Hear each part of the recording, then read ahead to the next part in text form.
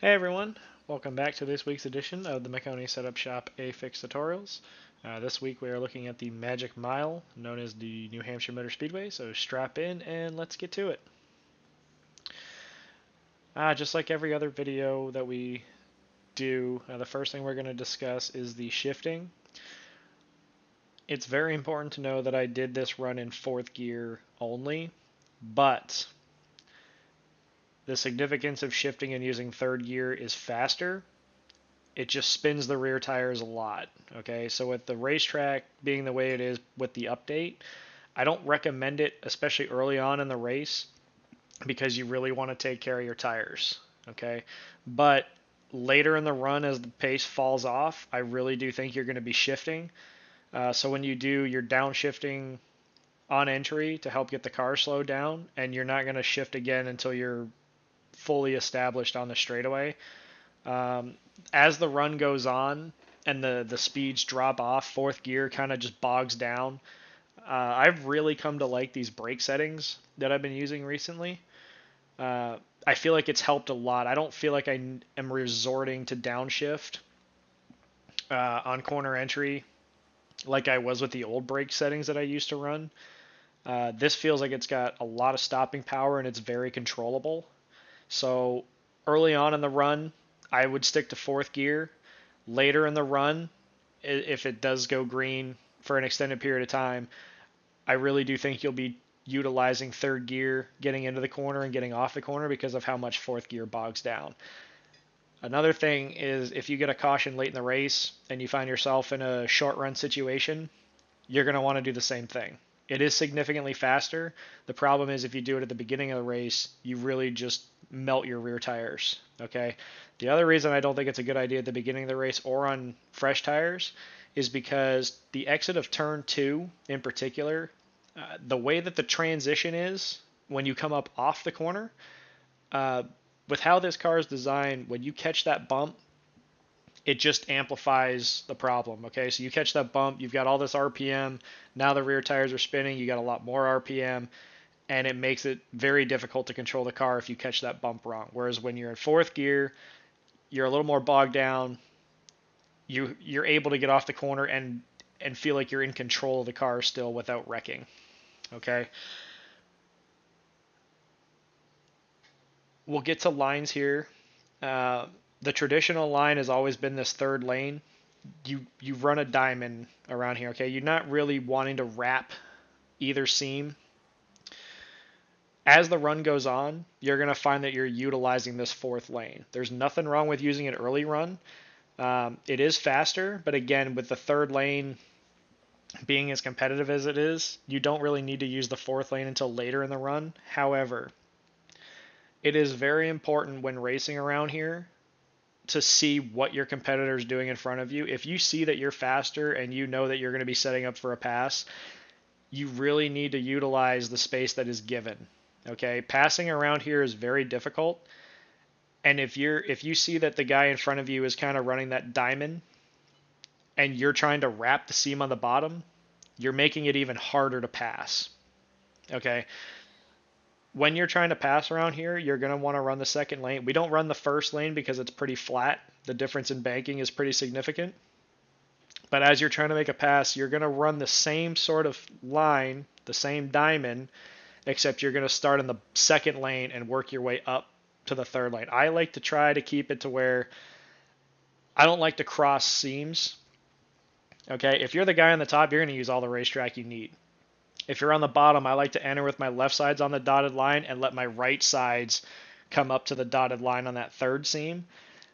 But it's all about getting that nose pointed straight down the racetrack. Okay, the the biggest tip I ever learned here, Shane Miller, very good at this racetrack, won a lot of big races in the old car. His biggest goal was to make sure the car was pointed straight coming off the corner. And it's something that still works today.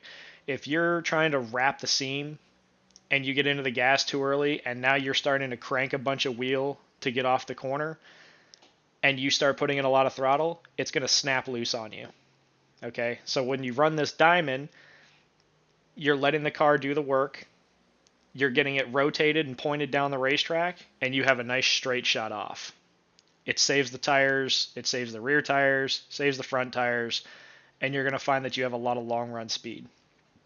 Okay, as we switch into the in-car here, we're going to go back and watch the last few laps. Okay, I want to make a note, when you watch this, as you see the inputs in the corner, oh, this is a bad lap to go back to, sorry. This is the one where I got loose. The laps that you watch throughout this video, it's very important to notice how long I'm off the gas and brake in the corner. Okay? This is a racetrack, you literally let the car do the work for you. Once you get to your apex in the corner, you use a little bit of throttle to help get the car to rotate, okay? And you'll know when you do it right. As you see my inputs, that first initial throttle, that's what gets the car to point and come down the hill. And you see there is obviously a little bit of wheel input, but you see how straight it is, right? Like, we're not turning to 10 o'clock to get off the corner. That's not what we want. We want that wheel to be as straight as possible, okay? That initial throttle is going to give you the rotation, and then you have to be really smooth on exit. Okay, literally pretend that there's an egg under your accelerator so that you don't melt your rear tires. Another thing real quick with the braking points, I find anywhere between the 2 and 3 is really good. If you drive past the 2, you're driving in way too deep, and if you're braking after the 4 and before the 3, you're giving up a lot of time. So anywhere between the 3 and 2 markers is a really good braking point for both ends of the racetrack. Okay.